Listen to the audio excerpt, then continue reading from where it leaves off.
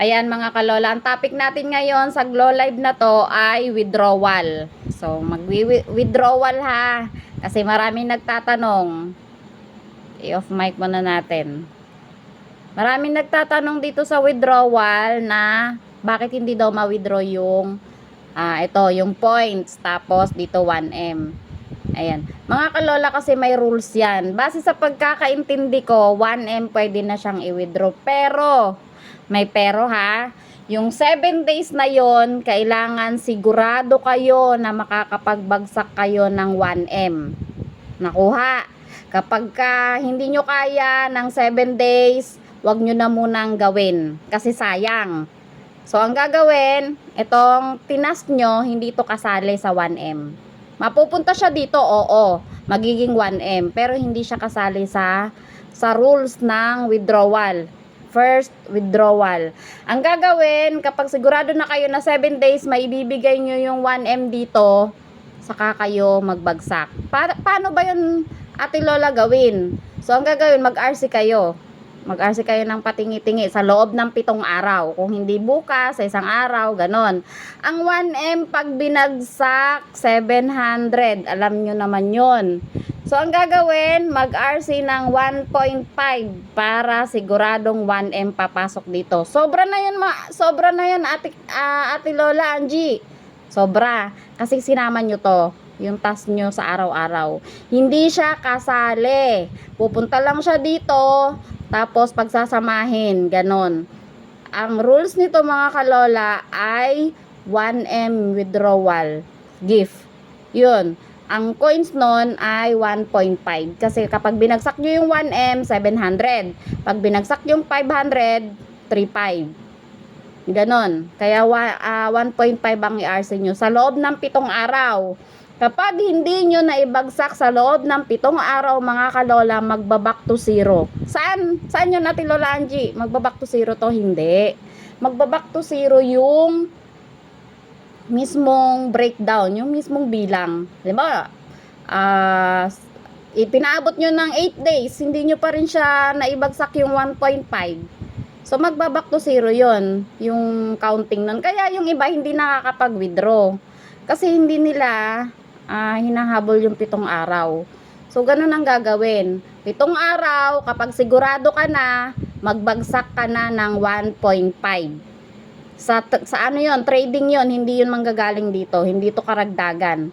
At huwag kayo magbase dito, bibilang lang kayo doon sa ibabagsak nyo ng 1.5, sigurado na yon. Tapos kapag hindi kayo sigurado, huwag nyo na munang ibagsak. Maghintay muna kayo kung kailan kayo sasahod, kung kailan kayo mag-RC. Kasi masasama to sa pag-withdraw mga kalola, yung pangalawang withdraw. Basta yung first withdrawal ay 1M. Pero kapag binagsak mo siya, 1.5 ang coins na kailangan. Ganon ang rules ng pag-withdraw dito sa points. Yun ang pagkakaintindi ko sa mga hindi nakakaalam. Ang withdrawal dito sa Glow Live, nandito sa points at 1M ang kailangan. Trade, hindi siya kasama sa tasking. Kasama siya, mapupunta siya doon, pero ang rules niya ay trade. So, ang kailangan niya na coins ay 1.5. Naintindihan na? Naintindihan na, mga kalola, ang pag-withdraw dito sa Glow Live. Kailangan 7 days, maibagsak nyo yung 1.5. Hindi pwede na paabutin nyo siya ng 8 days. Kasi magbaback to zero siya. Hindi yung points, kundi yung counting ng application sa pagtitrade nyo sa sarili. Kailangan 7 days lang. Tapos yun, ano pa ba? Ang withdrawal pala nito mga kalola, balik tayo. Ang withdrawal nito ay pwedeng mamili. May GCash, may bank account. Pero, pinag-iisipan ko pa kung ano yung gagawin. Ito, i-click lang yung PHP. Tapos, meron ditong iba eh. Ayan. Meron ditong USDT tsaka Binance. Pinag-iisipan ko pa kung alin dito ang mas maganda. Kaya, antabay lang muna kung ano yung gagamitin natin na withdrawal. Pero sa mga nagmamadali, sige, mag-GCash kayo. Click Philippines. Ito yung method Ayan. Select. Tapos, ito yung PHP. Punta nyo siya sa Philippines, tapos ayan, may paborito, tapos may bank account. So, ganun lang mga kalola. Ito ay 1M ang first withdrawal.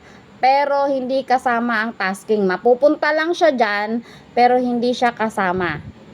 Ang gagawin lang, magbilang lang kayo ng i-ARC nyo, or kapag nanalo kayo sa games, bilangin nyo yung ibabagsak nyo sa sarili nyo na kailangan sa loob ng 7 araw, magbabagsak kayo ng 1.5.